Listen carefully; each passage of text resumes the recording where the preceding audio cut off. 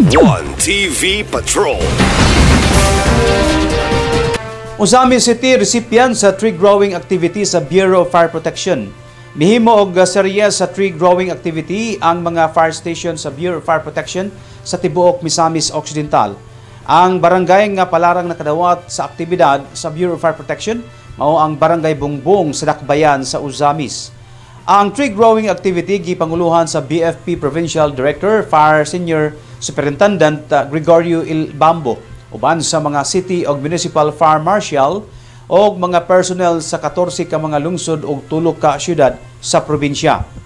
Ana ang presensya sa mga official sa Department of Environment and Natural Resources Provincial Office nga maoy mihatag sa mga similya og ang Asenso Uzamis Administration nga mirekomendar og lugar kung diin ipangtisok ang mga similya sa kahoy pinagi ni SWIMO Head Engineer Titis Borhe. Kining aktibidad sa Bureau of Fire Protection o sa DENR o Sinro Uzamis gipasalamatan sa kagamahanang lokal ning syudad. Ang tree growing activity nga gipasiugda sa mga fire station sa probinsya tipik og bahin lang sa programang gipatuman sa kagamahanang nasyonal uban sa DENR alang sa halapad nga forest rehabilitation mission. So, mato na identify nila ang sa Barangay Bungbong. Unsa nga mga klase nga tawo ang nahatag nato nga seedling sir katong nara.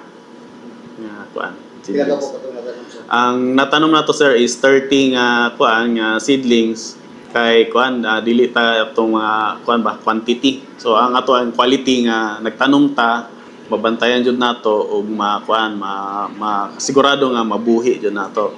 So dili lang siya nagtapos sa tree planting kay every week i-check jud nato kung siya na nabuhi ba.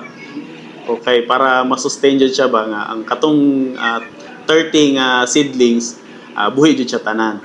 Isa magtanong tag 100 unya ang mabuhi lang 5. So mas mayo na ang quality jud ang ato ang tutukan. One TV Patrol.